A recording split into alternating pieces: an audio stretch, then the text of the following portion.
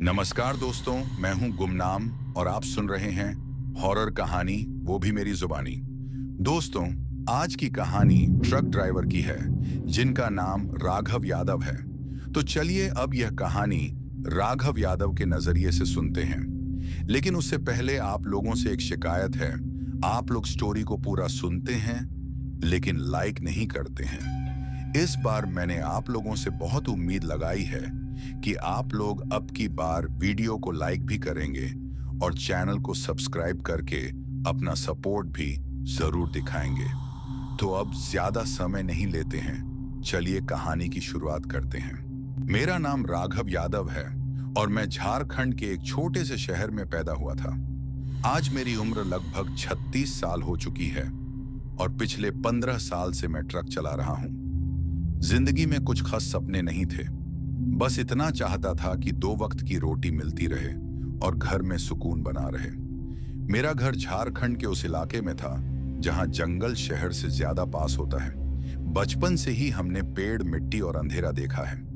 लोग कहते थे यहाँ की मिट्टी में ही कुछ ऐसा है जो आदमी को मजबूर बना देता है। मेरे साथ हमेशा एक लड़का रहता था, मेरा हेल्पर और दोस्त। उसका नाम कल्लू था।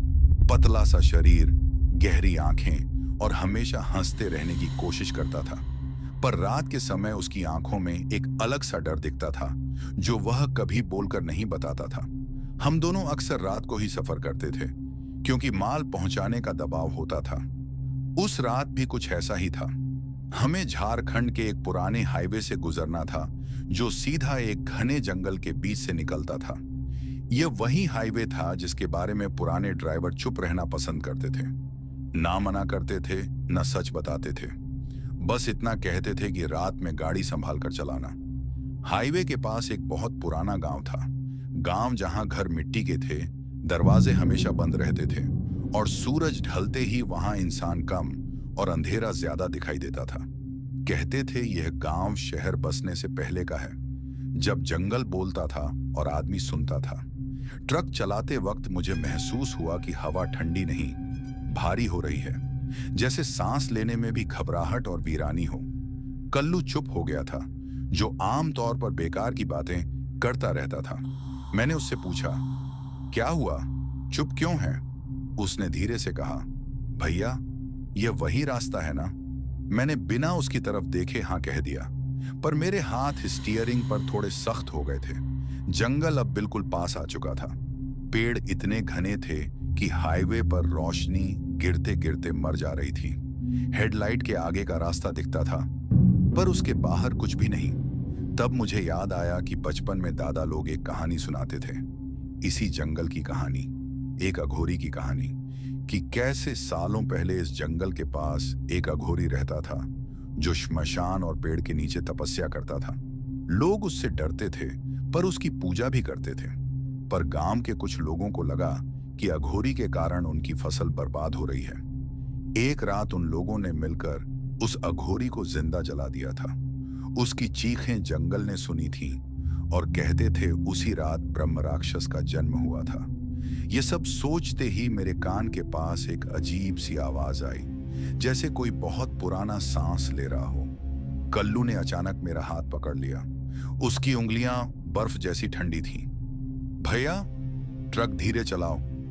मैंने पूछना चाहा क्यों, पर तभी मुझे लगा कि कोई चीज हाईवे के साथ साथ चल रही है। मैं देख नहीं पा रहा था, पर महसूस हो रहा था जैसे जंगल में कुछ जाग गया हो। और तब मुझे समझ आया कि यह सफर सिर्फ माल पहुंचाने का नहीं था।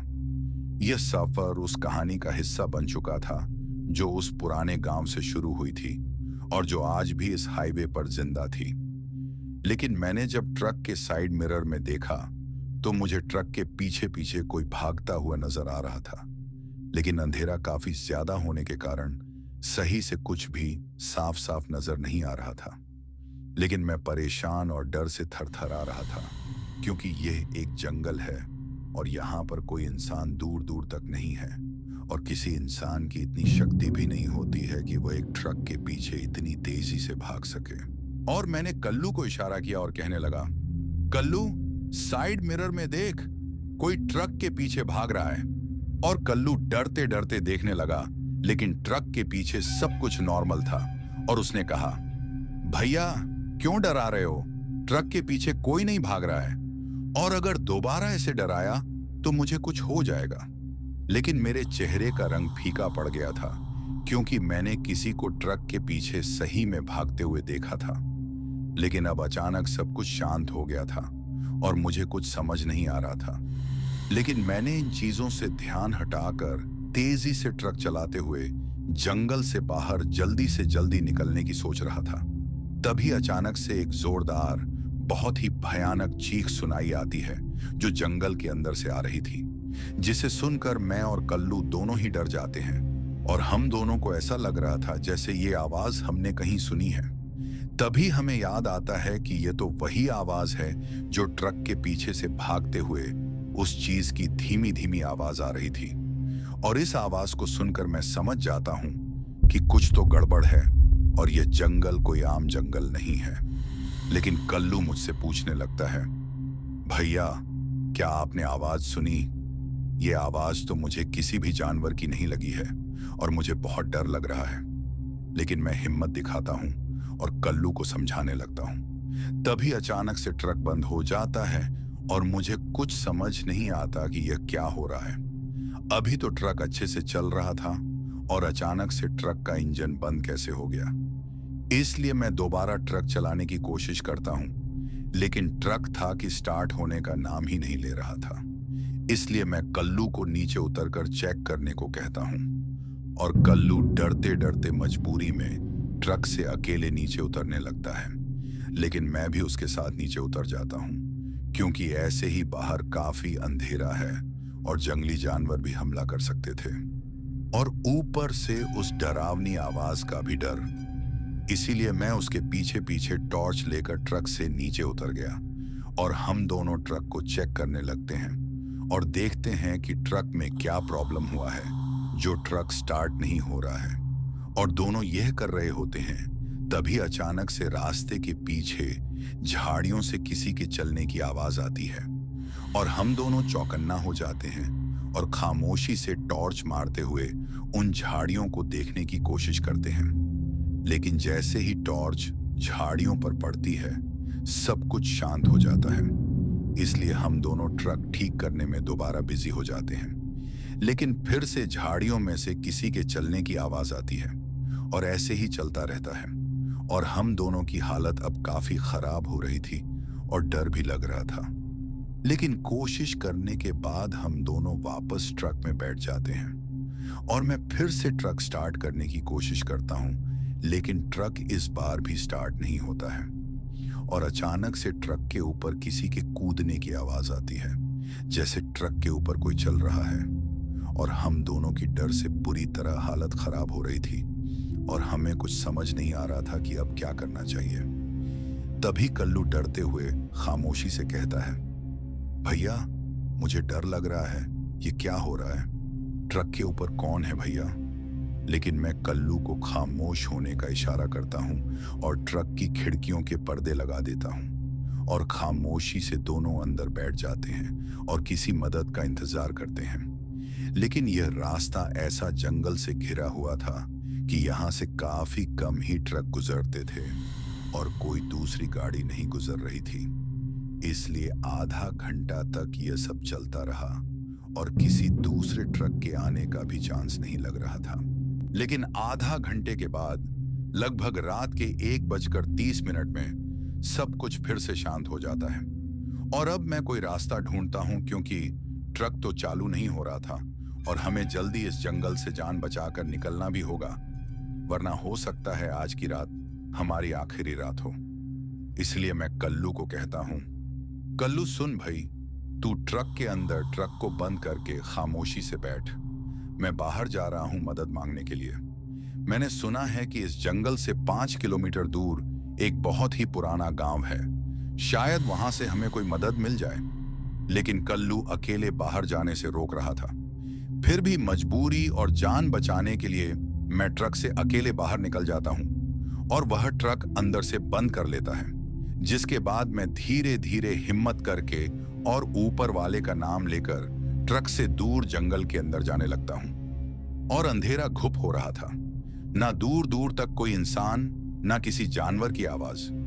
ऐसा लग रहा था जैसे यह जंगल नहीं, वीरान अलग दुनिया हो। लेकिन मैं डरते डरते जा रहा था। तभी मुझे ऐसा महसूस होता है जैसे कोई मेरे पीछे खड़ा है, और मैं जैसे ही मुड़ता हूं तो पीछे कोई भी नहीं होता, और मैं दोबारा गांव की तरफ वाले रास्ते में बढ़ने लगता हूं। तभी मेरे पैर में एक कांटा चुभ जाता है और मेरी चीख निकल आती है। इसलिए मैं दर्द से तड़पने लगता हूं, लेकिन टॉर्च को पैर की तरफ करके मैं तड़पते हुए पैर से कांटा निकाल लेता हूं और धीरे धीरे गांव की तरफ जाने की कोशिश करता हूं। लेकिन इस बार ऐसा लगता है जैसे कोई मेरा पीछा कर रहा है, और मैं जब भी मुड़कर टॉर्च मारकर देखता हूं तो पीछे कोई भी नहीं होता। लेकिन मैं जैसे तैसे जंगल पार करते हुए अब गांव के काफी नजदीक आ चुका था, और गांव सिर्फ 10 मिनट दूर थी। तभी मेरे कान में ठीक वैसी ही आवाज सुनाई देती है जैसी आवाज जंगल में चीख की थी, और उस आवाज को सुनकर मेरे रोंगटे खड़े हो जाते हैं और मैं तेजी से भागते हुए गांव की तरफ बढ़ने लगता हूं। लेकिन गांव में जैसे ही पहुंचता हूं तो गांव सुनसान होता है, क्योंकि रात का 2 बज रहा था और इतने समय तक गांव वाले गहरी नींद में होते हैं। और मैं तेजी से भागते हुए एक पहली वाली झोपड़ी का गेट खटखटाने लगता हूं, जो शायद किसी चाय की दुकान जैसा लग रहा था। लेकिन काफी देर तक दरवाजा खटखटाने के बाद भी कोई दरवाजा नहीं खोल रहा था। इसलिए मैं जोर जोर से आवाज देने लगता हूं, अरे कोई है, दरवाजा खोलो, मेरी मदद करो, मुझे मदद चाहिए।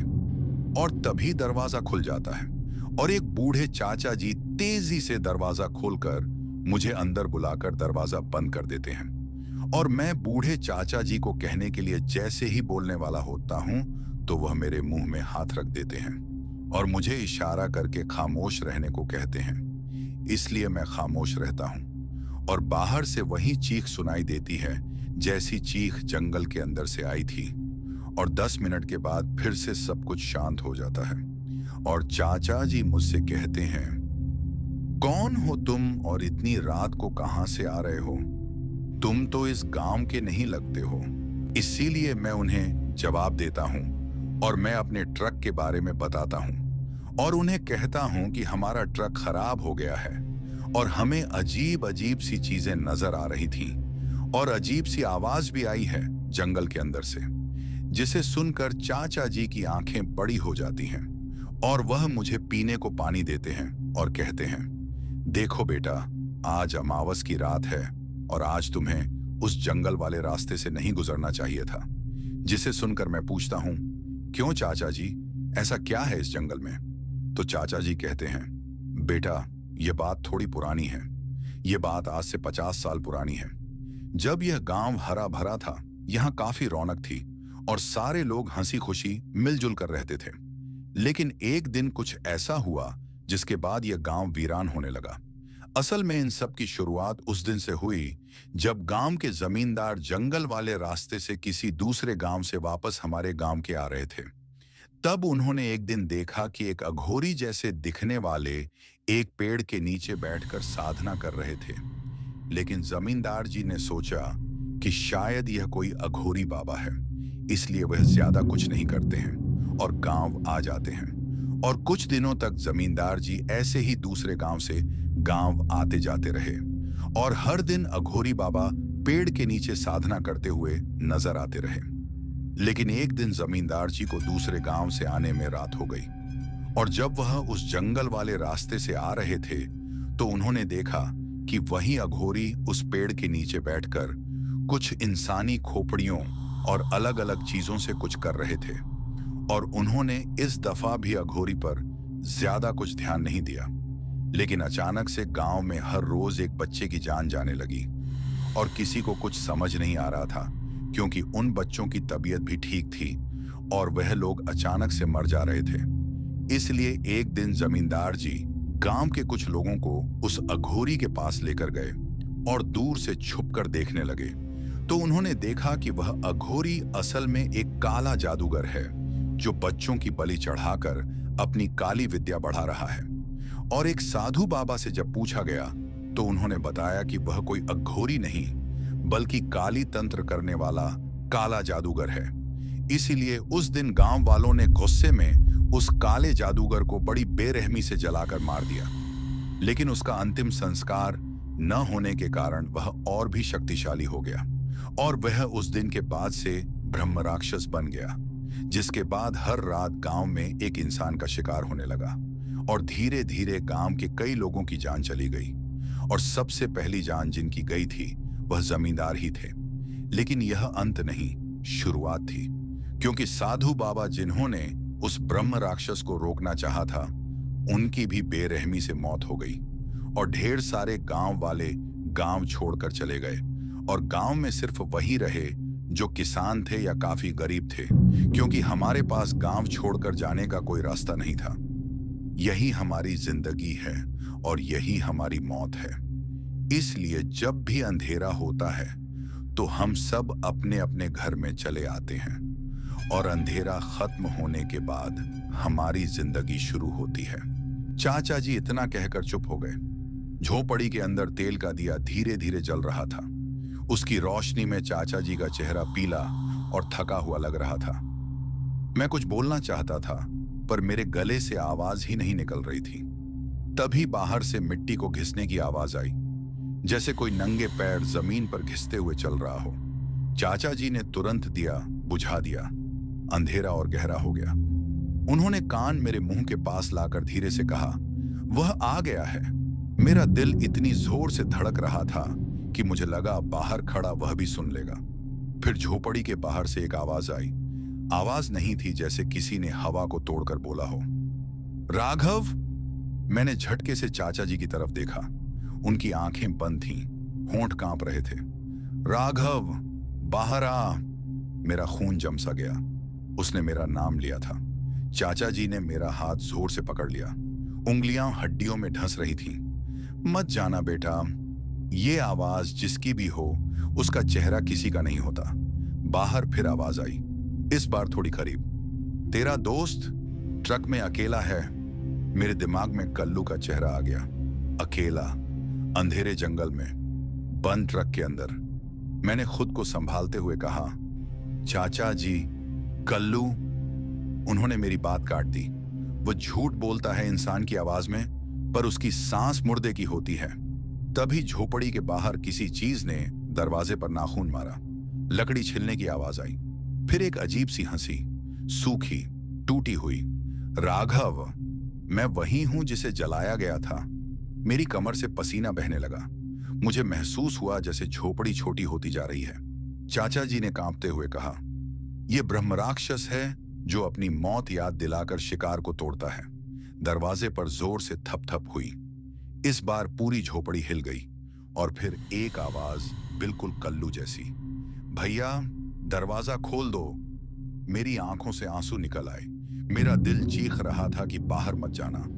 चाचा जी ने मेरी आंखों में देखकर कहा, अगर तुमने दरवाजा खोला तो सुबह सिर्फ तुम्हारी ट्रक मिलेगी। तभी बाहर से आवाज आई, अब बिल्कुल दरवाजे के पास, राघव, तू सोच रहा है मैं कल्लू हूं। और फिर एक गहरी सांस, पर मैं तो उस अघोरी का भूखा गुस्सा हूं जिसे जिंदा जलाया गया था। दरवाजा धीरे धीरे अपने आप हिलने लगा और मुझे महसूस हुआ कि अगर यह खुला तो सिर्फ एक ही चीज खुलेगी, मेरी जिंदगी का आखिरी दरवाजा। दरवाजा अब भी धीरे धीरे हिल रहा था। लकड़ी कराह रही थी जैसे दर्द में हो। बाहर से आवाज फिर आई, इस बार और करीब और ज्यादा अपनी सी, भैया ठंड लग रही है। मेरी सांसें उलझ गईं। यह आवाज बिल्कुल कल्लू जैसी थी। वही लहजा, वही कपकपाहट। चाचा जी ने मेरी कलाई पकड़ रखी थी, पर उनकी पकड़ धीरे धीरे ढीली पड़ रही थी। उनके मुंह से बस इतना निकला, मत सुनो। पर मेरा दिमाग मेरी बात सुनने को तैयार नहीं था। आंखों के सामने ट्रक का अंधेरा केबिन घूमने लगा। कल्लू अकेला बैठा हुआ, डर के मारे सिमटा हुआ। बाहर से फिर आवाज आई, अब बिल्कुल दरवाजे से चिपकी हुई, अगर मैं मर गया तो तेरी वजह से मरूंगा राघव। मेरे हाथ अपने आप आगे बढ़ने लगे। मैंने खुद को रोकने की कोशिश की, पर पैरों में जान ही नहीं थी। चाचा जी ने कांपते हुए कहा, बेटा, यह आवाज तुम्हारे मन से निकल रही है, पर तब तक बहुत देर हो चुकी थी। मैंने दरवाजे की कुंडी खींच दी। दरवाजा खुला। बाहर कोई नहीं था, ना कल्लू, ना कोई साया, ना कोई जानवर, सिर्फ अंधेरा, घना, जिंदा अंधेरा। मैंने सांस ली पर हवा जैसे गले में अटक गई, और तब मेरे कान के बिल्कुल पास किसी ने सांस ली, पीछे से। मैंने झटके से मुड़कर देखा। चाचा जी खड़े थे, पर वह चाचा जी नहीं रहे थे। उनकी पीठ टेढ़ी हो चुकी थी, गर्दन अजीब से कोण में झुकी हुई, आंखें पूरी खुली पर पुतली गायब। उनके मुंह से थूक नहीं, काली सी चिपचिपी चीज टपक रही थी। उन्होंने धीरे धीरे कहा, तुमने दरवाजा गलत तरफ खोला राघव। मेरा शरीर सुन्न हो गया। उनकी आवाज अब दो नहीं थी। एक और आवाज उनके अंदर से बोल रही थी, भारी, पुरानी। मैं वह हूं जिसे जलाया गया बिना अंतिम संस्कार के। उनका जबड़ा अपनी जगह से खिसक गया, हड्डियां चरचर की आवाज करने लगी। मैं ही हूं ब्रह्म राक्षस। मैंने पीछे हटना चाहा, पर मेरे पैर जमीन में जैसे गड़ गए। उन्होंने एक कदम आगे बढ़ाया। जमीन थरथरा उठी। तुम जैसे लोग हर रात इस जंगल से गुजरते हो और मुझे याद दिलाते हो मेरी भूख। उन्होंने अपनी उंगली मेरे सीने पर रख दी। उंगली नहीं थी, जैसे जलती हुई लकड़ी हो। मुझे अपना दिल धड़कता महसूस हुआ, पर वह धड़कन मेरी नहीं लग रही थी। अचानक उनका चेहरा बदलने लगा। वह चाचा जी नहीं रहे। आधा चेहरा जला हुआ, आधा हड्डी, बालों के बीच से चमकती आंख। कल्लू पहले ही आ चुका है मेरे पास। मेरा गला सूख गया। मतलब वह हंसा, ऐसी हंसी जो जमीन के नीचे से आती है। उसने मुझे देख लिया था ट्रक के पीछे भागते हुए। मुझे समझ आ गया, जो मैंने मिरर में देखा था वह कल्लू नहीं था, वह यह था। उसने अपना मुंह मेरे कान के पास लाया। अब तुम्हारी बारी है। तभी बाहर से ट्रक के हॉर्न की आवाज आई, एक लंबी आवाज। मैंने पूरी ताकत से धक्का दिया और झोपड़ी से बाहर भाग पड़ा। पीछे से हड्डी टूटने की आवाज आई और एक चीख। मैं बिना पीछे देखे भागता रहा। पेड़ मुझे पकड़ने लगे। जमीन पैरों को खींचे जा रही थी। ट्रक दिख गया। दरवाजा खुला था। मैं अंदर घुसा और चाबी घुमा दी। ट्रक एक झटके में चल पड़ा। पीछे जंगल से एक आखिरी आवाज आई, राघव, तुम बच गए, पर तुम्हारे साथ मैं भी जा रहा हूं। आज भी जब मैं रात को ट्रक चलाता हूं और साइड मिरर देखता हूं तो मुझे अपनी ही आंखें दिखती हैं, पर वह मेरी नहीं होती। और तब मुझे याद आता है कि ब्रह्म राक्षस सिर्फ जंगल में नहीं रहता, कभी कभी वह इंसान के अंदर भी घर बना लेता है। उस रात के बाद मैं सीधा घर नहीं गया। जंगल से निकलकर भी मेरा मन जंगल में ही अटका हुआ था। ट्रक चल रहा था, पर मेरा दिमाग बंद हो चुका था। कल्लू का चेहरा बार बार सामने आ रहा था, कभी हंसता हुआ, कभी डरा हुआ, कभी बिल्कुल खाली आंखों के साथ। मुझे याद ही नहीं कि मैंने उस रात कितने घंटे ट्रक चलाया। बस इतना याद है कि सुबह होने पर मैं एक हाईवे के किनारे बने पुराने से ढाबे के पास खड़ा था। सूरज निकल चुका था, पर मेरे अंदर अंधेरा था। मैंने ट्रक बंद की और धीरे से नीचे उतरा। पैर जमीन पर पड़े तो लगा जैसे मिट्टी भी मुझे पहचान रही हो। ढाबे पर 2-3 ट्रक खड़े थे। चाय की भाप उठ रही थी। लोग हंस बात कर रहे थे। सब कुछ बिल्कुल नॉर्मल था, और यही बात सबसे ज्यादा गलत लग रही थी। मैं थके हुए कदमों से चाय वाले के पास गया। एक चाय। आवाज मेरी नहीं लग रही थी। मैं जैसे ही मुड़कर बेंच पर बैठने जा रहा था, मेरी नजर किसी पर पड़ी। मेरा दिल एक पल के लिए रुक गया। वह कोने वाली बेंच पर बैठा था, सिर झुकाए, हाथ में चाय का गिलास। वही पतला सा शरीर, कल्लू। मुझे लगा मेरी आंखें धोखा दे रही हैं। मैंने पलकें झपकाई 2 बार, पर वह वहीं था, जिंदा, बिल्कुल जिंदा। मैं लड़खड़ाते हुए उसकी तरफ बढ़ा। कल्लू। उसने धीरे से सिर उठाया। उसकी आंखें मेरी आंखों पर टिक गईं और उसने कहा, भैया, आप इतनी देर कहाँ थे? मेरी सांसें जैसे किसी ने पकड़ ली हों। तब तू जिंदा है? उसने थोड़ा सा मुस्कुराने की कोशिश की, पर मुस्कुराहट आंखों तक नहीं पहुंची। हाँ भैया, मैं तो यहीं था। मैंने उसके हाथ पकड़ ली, वही हाथ, पर ठंडे नहीं थे, जिंदा इंसान जैसे। पर उसकी कलाई पर गहरे निशान थे, जैसे किसी ने नंगे हाथ से जोर से पकड़ रखा हो। कल्लू, तू जंगल में, उस रात, वह चुप हो गया। उसने चाय का गिलास धीरे से जमीन पर रख दिया। भैया, उस जंगल में सब कुछ वही नहीं रहता जो दिखता है। मेरा गला सूख गया। तुम ट्रक से बाहर निकले ही क्यों नहीं जब मैं मदद लाने गया? उसकी आंखें थोड़ी देर के लिए बिल्कुल खाली हो गईं। मैं निकला था, उसने धीरे से कहा, पर मैं ट्रक तक वापस नहीं पहुंच पाया। मेरी पीठ में सर्द सी लकीर दौड़ गई। मतलब? वह मेरी तरफ झुककर बोला, भैया, जब आप जंगल में गए तब मैं अकेला था और तब मुझे लगा कोई मुझे बुला रहा है। उसकी आवाज अब बिल्कुल धीमी हो चुकी थी, बिल्कुल आपकी आवाज जैसी। मेरा दिल जोर से धड़का। मैंने सोचा आप वापस आ गए हो। उसने अपनी उंगली अपनी गर्दन पर फिराई। फिर किसी ने मेरा नाम पकड़कर अंधेरे में खींच लिया। मेरे हाथ कांपने लगे। पर भैया, मैं मरा नहीं। उसने मेरी आंखों में देखा। मुझे उसने छोड़ दिया क्योंकि उसे कुछ और चाहिए था। मैंने हिम्मत करके पूछा, क्या? वह मुस्कुराया। इस बार मुस्कुराहट थोड़ी ज्यादा लंबी थी। एक रास्ता, एक शरीर और एक ड्राइवर। मेरी सांस अटक गई। कल्लू, तू क्या कह रहा है? उसने धीरे से अपना सिर झुकाया और जब फिर उठाया तो उसकी आंखें बिल्कुल वैसी ही थीं जैसी मैंने झोपड़ी में देखी थी, गहरी, भूखी, पुरानी। भैया, उसने मुझे वापस भेजा है। ढाबे के आसपास अचानक हवा तेज हो गई। चाय के गिलास खनकने लगे। ताकि मैं आपको वापस उस रास्ते पर ले जा सकूं, उसने खड़े होते हुए कहा। क्योंकि भैया, उसकी आवाज अब दो लोगों जैसी लग रही थी। भूख अभी खत्म नहीं हुई है। मैंने पीछे हटना चाहा, पर मेरे पैर जम चुके थे। कल्लू ने अपना हाथ बढ़ाया। चलो भैया, आज रात फिर सफर है। और मुझे समझ आ गया कि जो जंगल से बाहर निकला था वह सिर्फ मैं था। कल्लू कब का वापस जा चुका था। कल्लू का हाथ अब भी मेरी तरफ बढ़ा हुआ था, पर मैं पीछे हट चुका था। दिल कह रहा था कि यह वही कल्लू नहीं है जो मेरे साथ सालों से ट्रक में सोता जागता रहा। मैंने उसकी कलाई पकड़कर जोर से खींचा। उसकी कमीज की बाह थोड़ी सी ऊपर हो गई और मेरी सांस रुक गई। उसके हाथ पर जलने के निशान नहीं थे, ना ही घाव। वहां गहरे काले चिन्ह थे, जैसे किसी ने उंगलियों से हड्डियों तक किसी चीज को पकड़ रखा हो। कल्लू, ये निशान कैसे आए?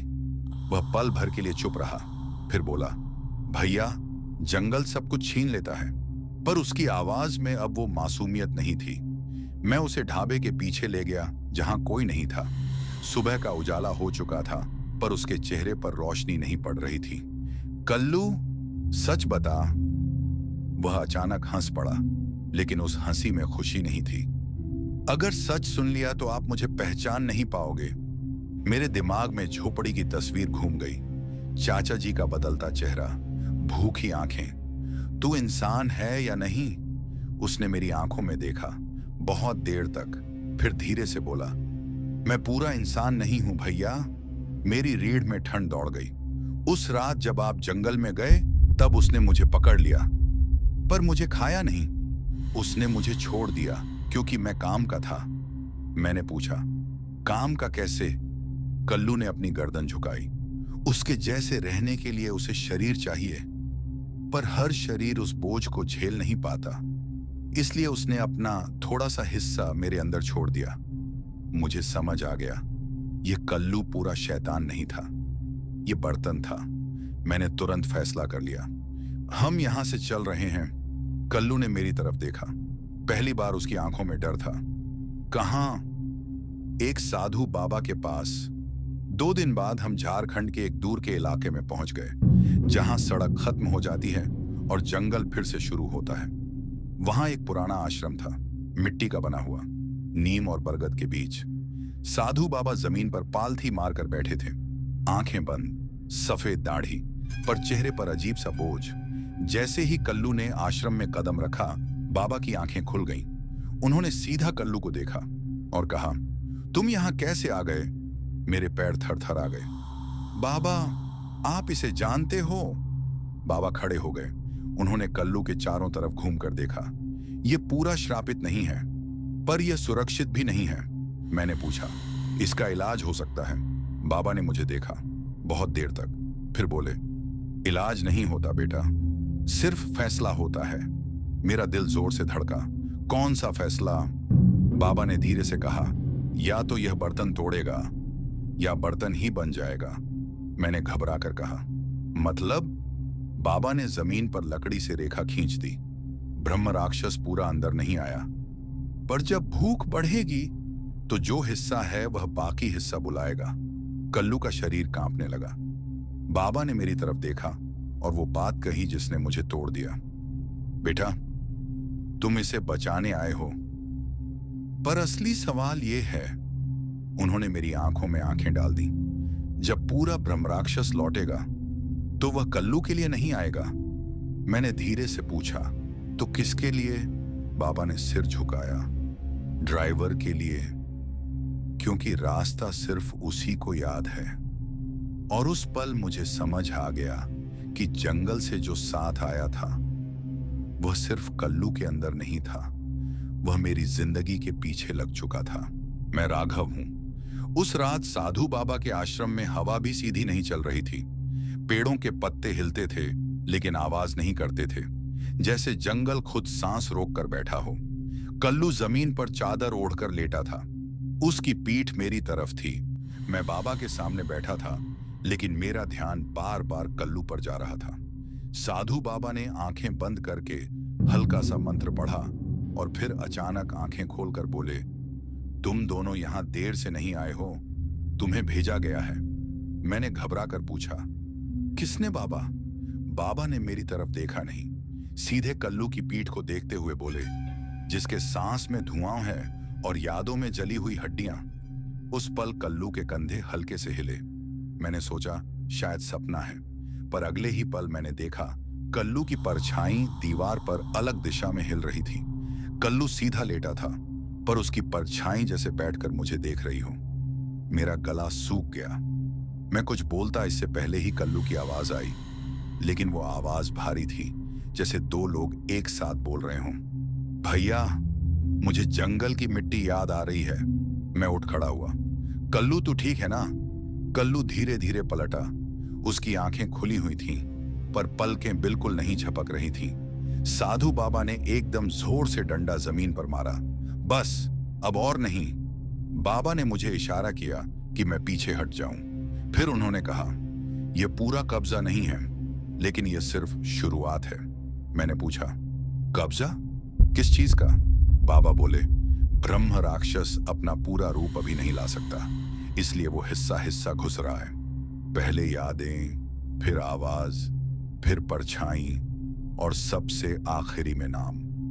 जब वो तुम्हारा नाम लेने लगे, समझ लेना कि तुम्हारे अंदर दरवाजा खुल चुका है। मैंने तुरंत पूछा, पर कल्लू का नाम तो? बाबा ने मुझे घूर कर देखा। कल्लू इसका असली नाम नहीं है। मेरा दिमाग सुन्न हो गया। तो इसका असली नाम क्या है बाबा? बाबा ने धीरे से कहा, यह वही लड़का है जो उस पुराने गांव में अघोरी के साथ बांधा गया था, जो भागा नहीं, जो रोया नहीं और जिसे सबसे पहले आग ने छुआ। मेरे कानों में जैसे सीटी बजने लगी। मैं पीछे मुड़कर कल्लू को देखा। वह मुस्कुरा रहा था, पर वो मुस्कुराहट कल्लू की नहीं थी। उसके मुंह से आवाज निकली, भैया, आप भी मुझे वहां से ले जाओगे ना? उस पल साधु बाबा ने जो अगला वाक्य बोला, उसने मेरी रीढ़ की हड्डी हिला दी। याद रखना राघव, ये जो तुम्हें दिख रहा है, ये पूरा कल्लू नहीं है। बाकी का कल्लू अभी भी उसी जंगल में है। मैं अपने ही मन में गिर गया। मैंने तो उसे वहां से निकाला था। बाबा ने सिर्फ इतना कहा, तुमने सिर्फ शरीर उठाया था, आत्मा नहीं। बाहर से अचानक ट्रक का हॉर्न बजने जैसी आवाज आई, पर हमने ट्रक की चाबी अंदर ही रखी थी। कल्लू ने मेरी तरफ देखा और पहली बार उसकी आंख से एक बूंद आंसू गिरा। भैया, वो मुझे वापस बुला रहा है। और उसी पल मुझे महसूस हुआ कि मेरे अपने दिल के अंदर किसी ने धीरे से दरवाजा खटखटा दिया है। मैं राघव हूं। उस रात आश्रम में इतनी खामोशी थी कि अपनी सांस भी बोझ लग रही थी। साधु बाबा धुनी के पास बैठे थे। आग जल रही थी, पर उसमें से धुआं ऊपर नहीं जा रहा था, सीधा जमीन पर फैल रहा था, जैसे कुछ ढूंढ रहा हो। कल्लू चादर में लपटा हुआ था। उसका शरीर बिल्कुल शांत था। इतना शांत कि मुझे डर लगने लगा कहीं वह सांस लेना तो नहीं भूल गया। तब अचानक मेरा फोन बज उठा। मैंने झटके से देखा। फोन पर कोई नाम नहीं था, ना ही कोई अंक लिखा हुआ। बस आवाज आई, ड्राइवर अपना सामान वापस ले जा। वह आवाज ना आदमी की थी ना जानवर की, जैसे सड़ी हुई लकड़ी जलते वक्त बोल रही हो। मेरा हाथ कांपने लगा। कौन बोल रहा है? मैंने पूछा। 2 पल की खामोशी के बाद आवाज फिर आई, जो अधूरा है वही तुझे बुला रहा है। फोन बंद हो गया। उसी पल कल्लू जोर से हिचकी लेकर उठा। उसकी आंखें खुली थीं, पर आंखों में सफेदी ज्यादा थी, पुतली जैसी पिघल गई हो। भैया, वो बोला, वो आ गया है। मैं उसके पास भागा। कौन आया है कल्लू? वह मेरी तरफ देखता रहा, फिर धीरे से बोला, जिसने मुझे आग दी थी। साधु बाबा खड़े हो गए। उनका चेहरा पहली बार डर से भरा हुआ था। समय खत्म हो रहा है, बाबा बोले। अब वह खुद लेने आएगा। बाहर से पेड़ों के टूटने की आवाज आई, जैसे कोई बहुत भारी चीज जंगल में चल रही हो। धरती हल्की सी कांपी। कल्लू ने मेरी कलाई पकड़ ली। उसकी उंगलियां बर्फ जैसी ठंडी थीं। भैया, अगर मैं न बचूं तो ट्रक मत रोकना। मैंने कहा। चुप। मेरी आवाज भर्रा गई। तुझे कुछ नहीं होगा। पर कल्लू मुस्कुरा दिया, बिल्कुल बच्चों जैसी मुस्कुराहट। अब देर हो गई है। आश्रम के बाहर एक भयानक चीख गूंजी। चीख नहीं, जैसे किसी ने पुराने घाव को फिर से छेड़ दिया हो। और फिर वह दिखा। जंगल के अंधेरे में 2 चमकती आंखें, उनके बीच जलती हुई दरारें, जैसे कोई मुख आग से बना हो। ब्रह्म राक्षस। उसका शरीर पूरा नहीं था। हड्डी, धुआं और जली हुई चमड़ी का जोड़। पैर जमीन पर पड़ते ही मिट्टी काली हो जा रही थी। साधु बाबा ने मंत्र पढ़ना शुरू किया, पर उनकी आवाज कांप रही थी। ब्रह्म राक्षस हंसा। उस हंसने में पूरा गांव था, जलता हुआ, रोता हुआ। मेरा हिस्सा मुझे दे दो। कल्लू अचानक खड़ा हो गया। उसने मेरी तरफ देखा। भैया, यही आखिरी रास्ता है। नहीं। मैंने उसे पकड़ने की कोशिश की, पर उसने मुझे जोर से धक्का दिया। वह आगे बढ़ा, सीधा ब्रह्म राक्षस की तरफ। मैं यहीं का हूं, कल्लू बोला।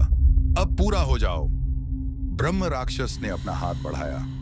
हाथ नहीं, जलता हुआ पंजा। जैसे ही उसने कल्लू को छुआ, कल्लू के मुंह से एक तेज सांस निकली। उसकी आंखें मेरी आंखों में ही जम गईं। भैया, बस इतना ही बोला, और उसका शरीर मेरी आंखों के सामने धुआं बनकर जमीन में घुल गया। ना खून, ना चीख, बस राख। ब्रह्म राक्षस ने गहरी सांस ली, जैसे कोई अधूरा हिस्सा वापस मिल गया हो। फिर उसने मेरी तरफ देखा, और पहली बार उसने मेरा नाम लिया। राघव। मेरी रीढ़ की हड्डी जैसे पिघल गई। साधु बाबा ने पीछे से कहा, अब समझे? क्यों डर अभी खत्म नहीं हुआ?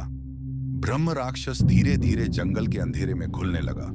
जाते जाते वह बोला, एक हिस्सा मिल गया, दूसरा अभी बाकी है।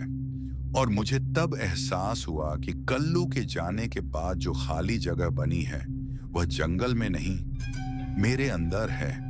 चाचा जी की बात सुनने के बाद मेरी हालत अजीब हो चुकी थी। दिमाग समझना चाहता था, पर दिल मान ही नहीं रहा था। मैं उनकी झोपड़ी के कोने में बैठ गया। बाहर जंगल बिल्कुल चुप था, पर उस चुप में भी जैसे कोई देख रहा हो। रात भर मुझे नींद नहीं आई। आंख बंद करता था तो अजीब अजीब आवाजें सुनाई देने लगती थीं। कभी किसी के चलने की, कभी किसी के दांत पीसने की, और कभी बिल्कुल मेरे कान के पास से कोई धीरे से बोलता, राघव। मैं हिला, आंख खोली, पर सामने कोई नहीं। सुबह होने से पहले ही मुझे एक सपना आया। सपने में मैं वही पुराने हाईवे पर खड़ा था। मेरा ट्रक जला हुआ था। कल्लू सड़क के बीच में खड़ा था, पर उसकी आंखें मेरी नहीं थीं। वह मुस्कुरा रहा था, और उसके पीछे पेड़ से चिपका हुआ एक साया धीरे धीरे मेरी तरफ आ रहा था। मैं चीख कर उठ गया।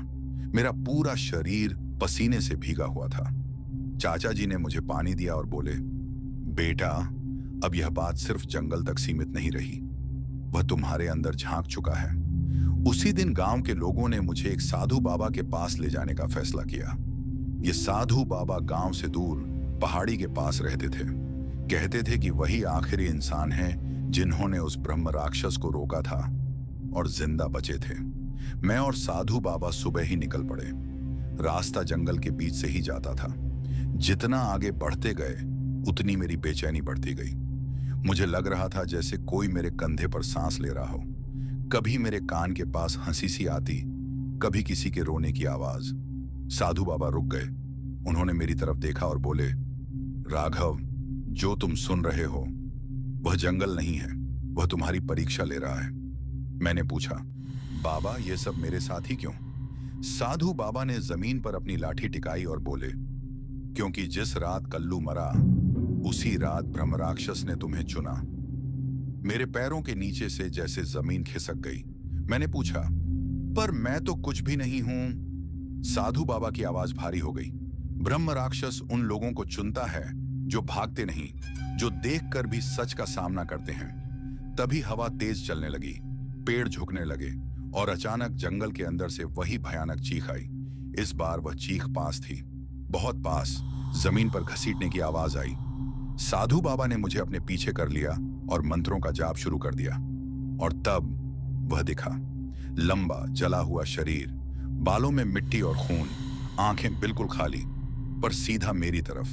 राघव, उसने बोला। साधु बाबा चिल्लाए, मत सुनना, उसकी आवाज में बन जाओगे। ब्रह्म राक्षस हंसा। वह हंसी किसी जिंदा इंसान की नहीं थी। उसने अचानक साधु बाबा पर हमला किया।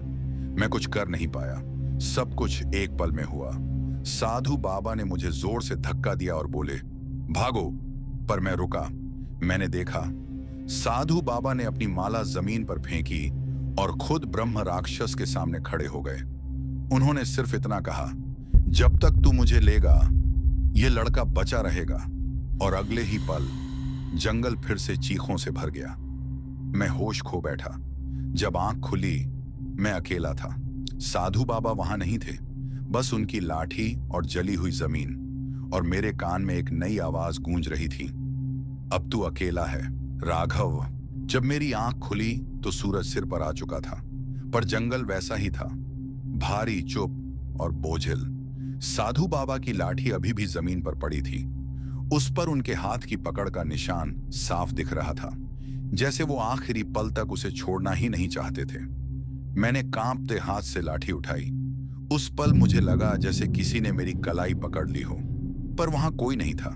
गांव के लोग धीरे धीरे जमा होने लगे। सबके चेहरों पर डर था, पर उससे ज्यादा एक तस्लीम, जैसे जो होना था वो हो चुका हो। एक बूढ़ी औरत ने मेरी तरफ देखा और बोली, बाबा गए नहीं बेटा, वो तुम्हारे साथ चले गए हैं। मैं समझ नहीं पाया। मैंने पूछा, इसका मतलब? उसी पल मेरी छाती में तेज जलन हुई, ऐसी जलन जैसे किसी ने अंगारा रख दिया हो। मैं जमीन पर गिर पड़ा। मेरी सांस फूलने लगी। आंखों के सामने अंधेरा और लाल रंग घूमने लगा। और फिर मुझे दिखना शुरू हुआ। मैं साधु बाबा को देख रहा था, पर यह याद नहीं थी। ये तो उनकी आंखों से दिखता हुआ दृश्य था। उनकी आवाज मेरे दिमाग के अंदर गूंज रही थी, राघव, मैंने अपनी शक्ति तुम्हारे अंदर बांध दी है, पर याद रखना, हर रक्षा अपना दाम मांगती है। मैं चीखना चाहता था, पर आवाज ही नहीं निकली। गांव के लोगों ने मुझे उठाकर झोपड़ी में लिटा दिया। मेरे शरीर पर पसीना नहीं था, पर चमड़ी गर्म हो रही थी। और तब मुझे पहली बार वो निशान दिखा। मेरी छाती पर, दिल के पास, जलते हुए वृक्ष जैसा एक चिन्ह उभर आया था, जैसे किसी ने अंगार से बना दिया हो। बूढ़ी औरत ने उसे देखते ही अपनी आंखें बंद कर लीं। ये रक्षा का चिन्ह नहीं है बेटा, ये बंधन का चिन्ह है। मैंने कमजोर आवाज में पूछा, कौन सा बंधन? उसने कहा, साधु बाबा ने ब्रह्म राक्षस को पूरा बांधा नहीं किया, उन्होंने उसे आधा बांध दिया है और आधा तुम्हारे अंदर है। मेरी रगों में जैसे बर्फ बहने लगी। मैंने आंखें बंद कर ली, पर बंद आंखों में भी सुकून नहीं था। रात होते ही आवाजें और तेज हो गईं। अब वो सिर्फ जंगल से नहीं आ रही थी, वो मेरे अंदर से आ रही थी। कभी गुस्से में हंसी, कभी किसी की घुटी हुई चीख, कभी साधु बाबा की आवाज, संभल कर, तुम कमजोर पड़ोगे तो वो मजबूत होगा। उस रात मुझे फिर सपना आया। मैं एक आईने के सामने खड़ा था। आईने में मेरा चेहरा था, पर आंखें मेरी नहीं थीं। वो आंखें जल रही थीं और आईने से मेरी ही आवाज निकली, अब हम अलग नहीं हैं राघव। मैं चीख कर उठ गया। मेरा गला सूख चुका था। झोपड़ी के बाहर जंगल हिला हुआ था। पेड़ों की छाया टेढ़ी हो रही थी और दूर कहीं से एक आवाज आई, उसे बता दो, रक्षा श्राप बन चुकी है। मैं समझ गया था, साधु बाबा ने मुझे बचाया था, पर मुझे एक बोझ देकर। अब मैं सिर्फ एक ट्रक चलाने वाला नहीं था, मैं एक जिंदा बंधन बन चुका था। और ब्रह्म राक्षस अब मुझे मारना नहीं चाहता था, वो मुझे जीने देना चाहता था, क्योंकि जब तक मैं जिंदा हूं वो भी जिंदा रहेगा। सुबह का उजाला गांव पर पड़ा तो लगा जैसे रात ने कुछ छोड़ दिया हो, पर मेरे लिए रात अब भी खत्म नहीं हुई थी।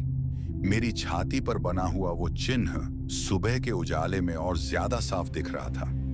अब वो सिर्फ जला हुआ निशान नहीं था, उसके किनारे धीरे धीरे फैल रहे थे, जैसे कोई जिंदा चीज चमड़ी के नीचे सरक रही हो। गांव के लोग मुझसे दूर दूर रहने लगे, बच्चे चुप हो जाते थे और औरतें मुझे देखकर अपने मुंह पर दुपट्टा खींच लेती थीं। उसी दिन गांव का सबसे बूढ़ा आदमी मुझसे मिलने आया। उसकी पीठ झुकी हुई थी, आंखें ढंसी हुई और आवाज में सदियों का बोझ। उसने मुझे झोपड़ी के बाहर बैठने को कहा, फिर धीरे से बोला, राघव, तुम पर जो आया है उसका इलाज है, पर इलाज से पहले एक सच सुनना पड़ेगा। मैंने सिर हिला दिया, अब डर से ज्यादा थकान थी। उस बूढ़े ने कहा, साधु बाबा ने तुम्हें सिर्फ सब बचाया नहीं, उन्होंने तुम्हें चुना है।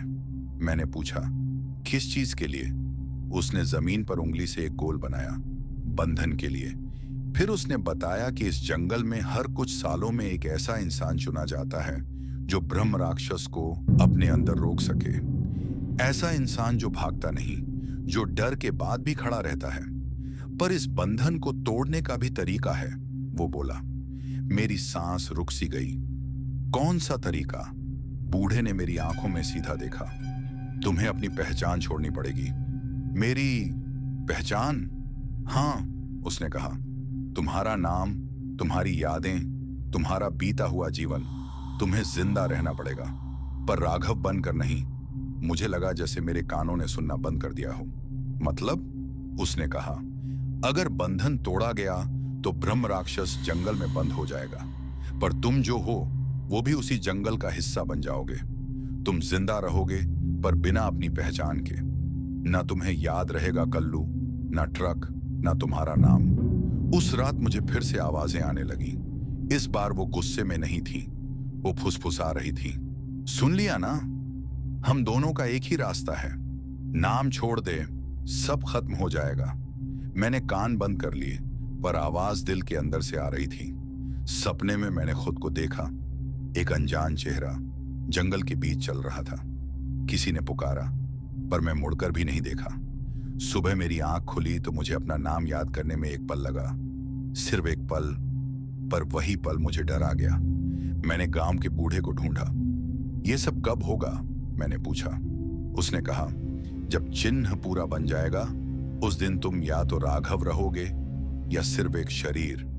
उसी शाम जंगल के किनारे से फिर वही हंसी सुनाई दी, पर इस बार वो बाहर नहीं थी, वो मेरी ही आवाज जैसी लग रही थी। मैंने समझ लिया कि फैसला नजदीक आ रहा है। या तो मैं अपनी पहचान बचाऊं और ब्रह्म राक्षस को अपने अंदर जीने दूं, या फिर सब कुछ खत्म कर दूं और खुद भी कहीं गुम हो जाऊं। उस रात जंगल में अजीब सन्नाटा था, ना झींगुर, ना हवा। मेरी छाती पर बना चिन्ह अब पूरा हो चुका था। जलन नहीं थी, बस एक भारीपन था, जैसे कोई आखिरी सांस लेने से पहले होता है। मैं जंगल के बीच खड़ा था, जहां साधु बाबा ने पहली बार आंखें खोली थी। अचानक वो हंसी गूंजी। अब वो फुसफुसाहट नहीं थी, वो मेरे सामने खड़ा था।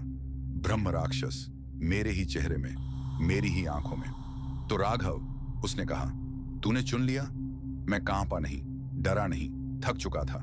हाँ, मैंने कहा, आज सब खत्म होगा। उसने हंसते हुए कहा, तू मुझे मार नहीं सकता, मैं तू ही हूं। मैंने आंखें बंद कर लीं और पहली बार अपने नाम को जोर से पुकारा। मैं राघव हूं। जंगल कांप उठा, चिन्ह जल उठा और मुझे समझ आ गया, मेरी पहचान ही उसका बंधन थी। मैंने अपने सीने में हाथ घुसा दिया। दर्द चीख बनकर निकला। ब्रह्म राक्षस चीखा, वो पीछे हटने लगा। अगर मैं रहूंगा तो तू रहेगा, मैं बुदबुदाया, और अगर तू मरेगा तो मुझे भी जाना होगा। मैंने आखिरी बार अपनी जिंदगी को याद किया। कल्लू, ट्रक, रास्ते और फिर सब अंधेरा। सुबह गांव वालों ने जंगल के बीच एक जली हुई जगह देखी। ना लाश मिली, ना निशान, सिर्फ राख और हवा में एक अजीब शांति। उस दिन के बाद जंगल से कभी हंसी नहीं आई। ब्रह्म राक्षस मर चुका था और राघव भी।